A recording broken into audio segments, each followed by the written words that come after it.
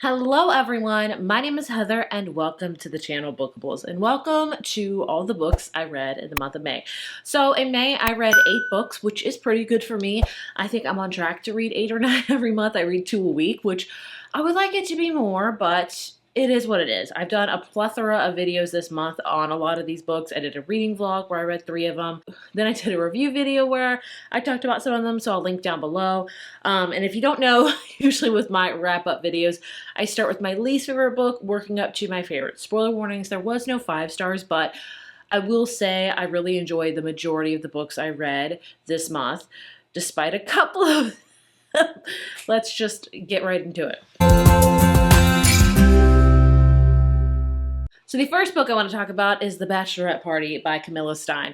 This one actually comes out June 10th, so not quite out yet, but I really wanted to like this and I didn't, and I think it just shows me sometimes summer thrillers are just not that great. I'm a sucker for a summer thriller. I'm a sucker for any sort of setting, whether it be in the fall, the winter, the summer. You get the gist. This one is what the title says. Basically, at the beginning of the book, there's this island where this group of women go every single year. They get together, they're friends, and that's what they do. Like it's like an abandoned island type of thing. They just have a bonfire, hang out, drink, blah, blah, blah. And then they all get at the beginning of the book and nobody knows exactly what happened to them, whether they drowned or not. Now we pick up like 10, 15 years later and we follow Tessa, who is a true crime podcast girly, and her job is not doing well.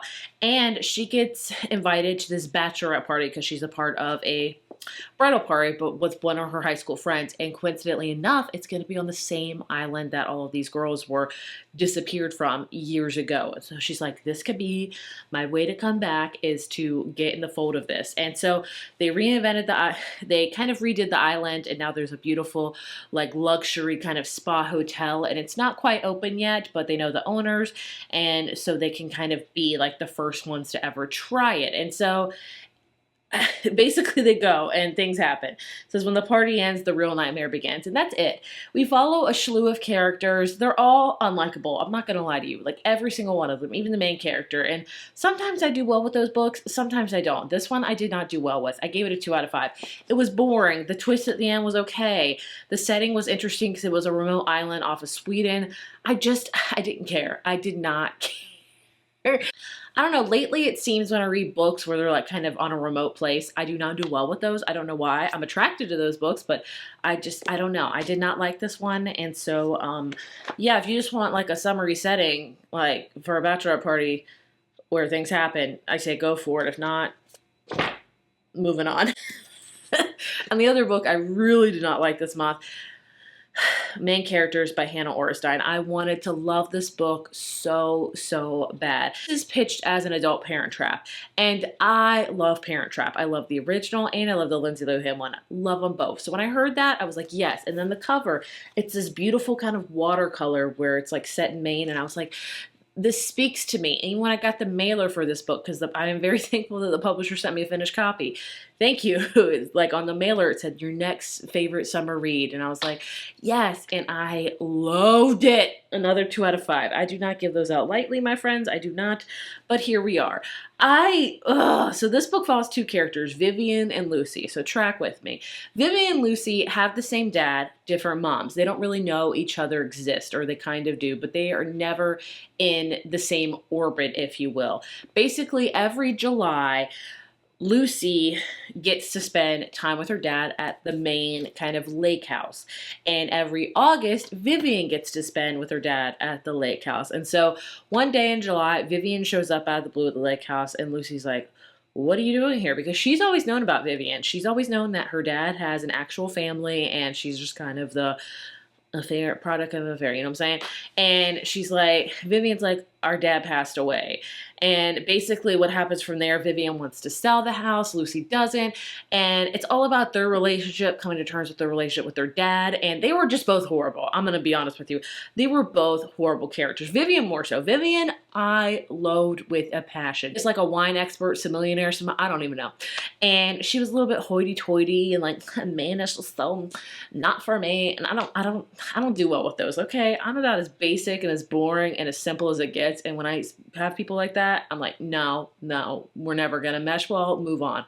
And not only that, Vivian had a very strained relationship with her dad. She did not get along with him, even though he was in her life all the time. Now, while Lucy had a very heartwarming relationship with her dad, but it was always kind of secret, but it was still heartwarming. So the whole book is about them learning their sisters, kind of dissecting their relationship with their dad and things like that. And it just, if you just want a book about horrible characters, go for it. Also, I wanted more main settings. There wasn't a lot in this. I wanted more, and it wasn't. So, sad to say, 2 out of 5. Let's move on. I'm happy to say the rest of the books I've read, I have all given either 4 or 4.5. So we're doing pretty good, with the exception of Problematic Summer Romance by Ali Hazelwood. I'll be honest with you, it is like May 29th or something, and I'm filming this because it's my only chance to film it. And I have not finished this yet. I'm about 40% in, and I'm feeling it's going to be a 4-star. I do not think it's going to be a 5-star, but I will finish this by the time May ends. So I will put a clip of me talking about what I feel like it, but I'm liking it so far. So this is her newest book. I think it's the second book in her Not in Love series, which is the only book I haven't read by her, which I don't know why. But this is set in Italy. I love a destination setting. So we follow Maya, she is 23, and she's a science girly like most Ali Hazelwood characters are. And basically she is in Italy for her brother's wedding. And her brother is older than her by like 14 years. Not only that, but she's there with the bridal party, and she's there with Connor Harkis, who is her brother's best friend, 15 years older than her, and she's always really liked him. She realizes that Connor might be hiding something from her. As the destination wedding begins to erupt out of control, she decides that a summer fling might just be what she needs, even if it's a problematic one. So she's finally kind of going to, like, she's always had this crush on Connor, even though it's an age gap, it's 15 years, which, I mean, it depends, I guess, on what you like and things like that. I'm fine with it. I don't really care. If you're both adults, whatever. But I am really liking the Italy section. I am really liking the Italy setting. I'm liking the friends, and I'm overall liking it. I don't think it's going to be a 5, but I will let future me take it away from here. Yeah, I'm going to stand with my rating 4 out of 5. I did really enjoy it. It was very steamy. The age gap is definitely the most predominant thing, which, as an almost 37-year-old lady, you know, she kept telling him he's geriatric and stuff, and I was like, oh gosh, this is hurting me, but I really enjoyed it. 4 out of 5. I love the setting. I love the Italy setting, and I would check it out for sure. So Ali Hazelwood never seems to miss for me, so I'm happy about it. Moving on to Rewind It Back by Liz Tomfort. This is is it the 4th or 5th book? I want to say the 5th book and final book in her Windy City series. And I am so sad that this series is over because I have a good time with it. If you don't know, this is a sports romance series. So every book is a different sport. The first book was hockey. Then we had basketball. Then we had 2 baseball ones. And now we're back to hockey. So this book follows our character Rio, who he has been throughout the whole series. And you were like, I want Rio to find love. I want Rio to find love. And this is his chance to find love. And so this is a second chance romance because Rio encounters Hallie, his first ever love. Like, they met when they were in 12. They fell in love. A big tumultuous thing happened, and they haven't seen each other in 7 years. And now she is his neighbor and kind of redoing his whole house. And so it kind of goes from there. And I really enjoyed it. I would give it a 4 out of 5. I don't think it's my favorite. My favorite is still, I forget what it's called. The second book in the series. The Right Move? Is it The Right Move? I don't know. Yeah, The Right Move, I think. I love that one. Indy and Ryan's story, chef's kiss. But I enjoy this series. I'm sad it's over. I know she'll be probably doing more. She was hinting a lot in this one about the West Coast. I think she might do kind of a California sports kind of vibe with football.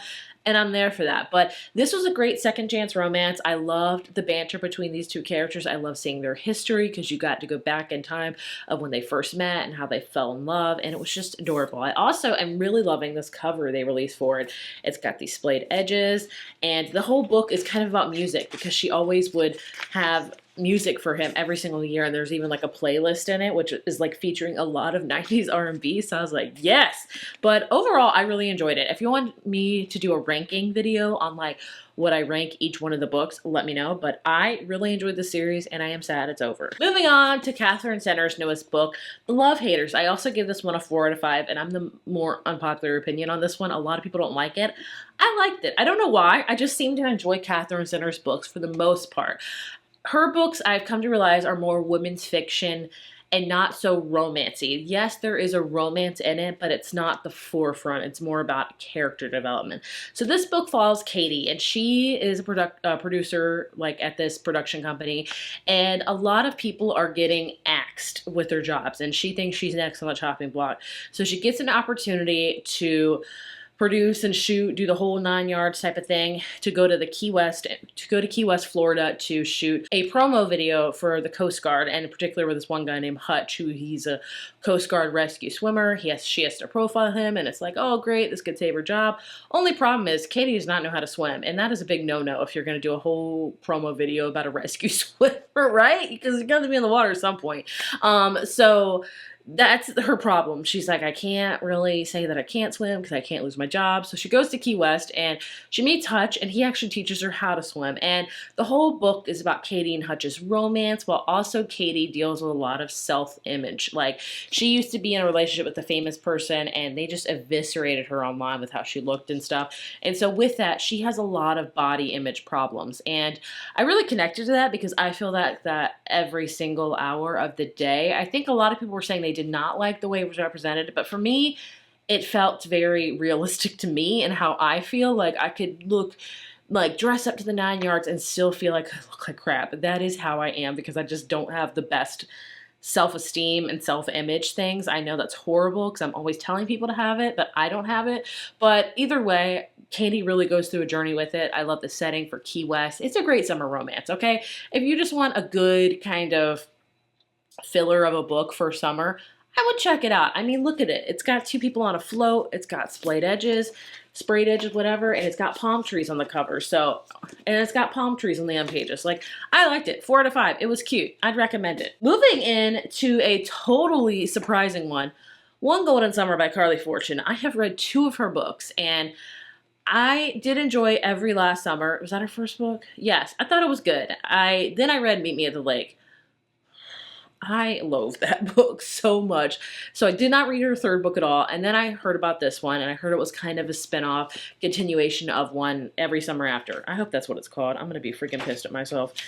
Yes, Every Summer After. And I was like, I'll check it out. Oh man, freaking ate this up. Loved it. So in Every Summer After, we followed Sam and Percy. And in this book, we follow Sam's older brother, Charlie, who we got to see a lot in the first book, and kind of his, well, actually we don't follow Charlie at all. He's the main character, but we don't follow him. We follow Alice, who is a photographer, and her grandmother has to have hip surgery, and she's feeling kind of down about it. So she takes her grandmother to the lake where she would go when she's a teenager. And there she runs into Charlie, and he's the playboy. We all remember him from the first book.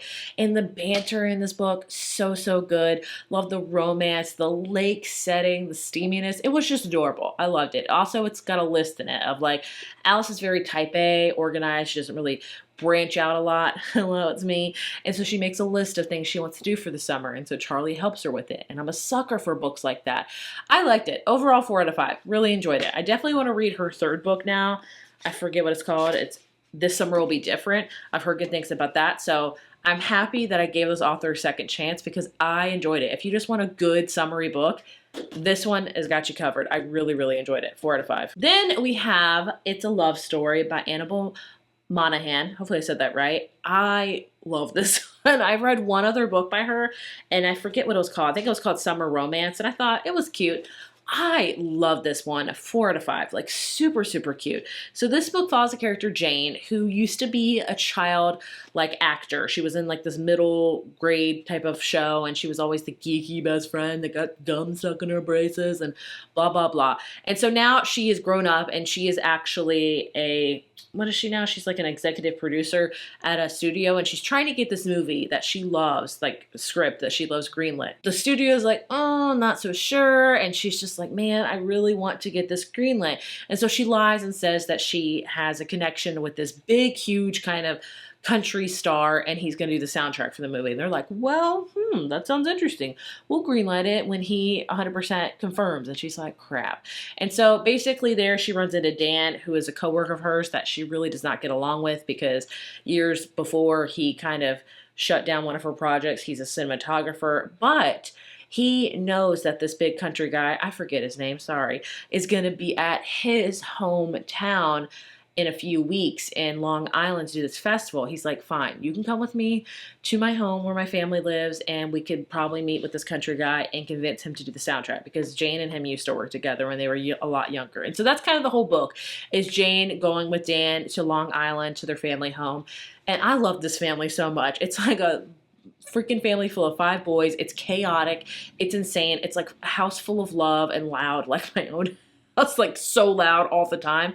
And she just fit right in. I love the romance between Jane and Dan. It was just very organic and natural and just sweet, honestly. It was adorable. Another really cute summer romance. I read a lot of really good summer romances that I think are perfect for this summer. So I really enjoyed it. And I definitely want to read more of her books. I think the next one I might read is Same Time Next Summer, because again, summery, but man, she is like a staple now for me for summer romances. I think it's just adorable. It's like a quiet romance. There's not a lot that happens, but just the Long Island setting, they do a lot of summery things. Like they go to the beach, they play tug of war, they go get ice cream, they go to fruit stands, and I was like, this is just adorable. And that's the book. That's the word I would describe this book, is adorable. The last book I want to talk about is definitely my favorite, and of course that is My Friends by Frederick Bachman.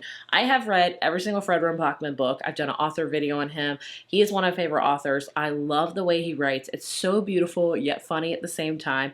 And I did not give this one a full 5 out of 5. I gave it a 4.5. And I think the reason I didn't give it a full 5 out of 5, I didn't connect with it as much as some of my other favorites of his. Like my favorites are always Beartown and A Man Called Uwe, and Every Day The Way Hope Gets Longer and Longer. Yeah, you want a heartbreaking novella, read that one.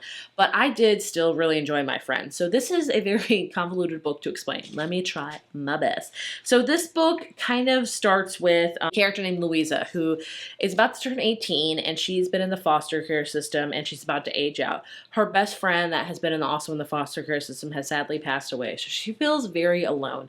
And so one night she goes to this hoity-toity art gallery because there's this painting there that she has been obsessed with since she was a kid. And so she goes see this painting. It's called like The One of the Sea, and it's a famous painting, and she's always wanted to see this painting. And of course she gets caught by the hoity-toity place, and she gets kicked out, and then she's ended up in the alley behind it. And who should she meet? She run into but the artist of the actual painting. He's just kind of hanging out back there, and they connect, and he's like, I don't have much time left. And, you know, they just really connect with each other, and they part ways, and there you go. And then Louisa meets Ted the next day, and she learns that Ted is the best friend of the artist, and the artist left Louisa the actual painting, which is worth millions upon millions. And so Louisa's like, what am I going to do with this painting? And so she kind of attaches herself to Ted. They take a train ride together because he's like, I might know someone that can help you sell it because I know she needs the money. And from there, we kind of go on to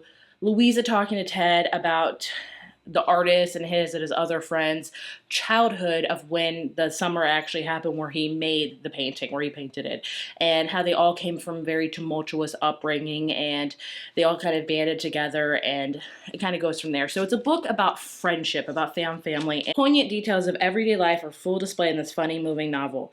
His most heartfelt and personal tale yet, My Friends, is a stunning testament to the transformative, timeless power of art and friendship. And I think the reason why I didn't connect with it as much is because it was very art heavy, which I like. I don't love art. Like, I'm just not that, I don't know. I feel like I'm not smart enough to enjoy art, but I didn't connect with it. But there were so many quotes in this book that I like underlined and tagged because I loved so deeply. It's about friendship. It's about family. He just writes very beautifully and also very funny.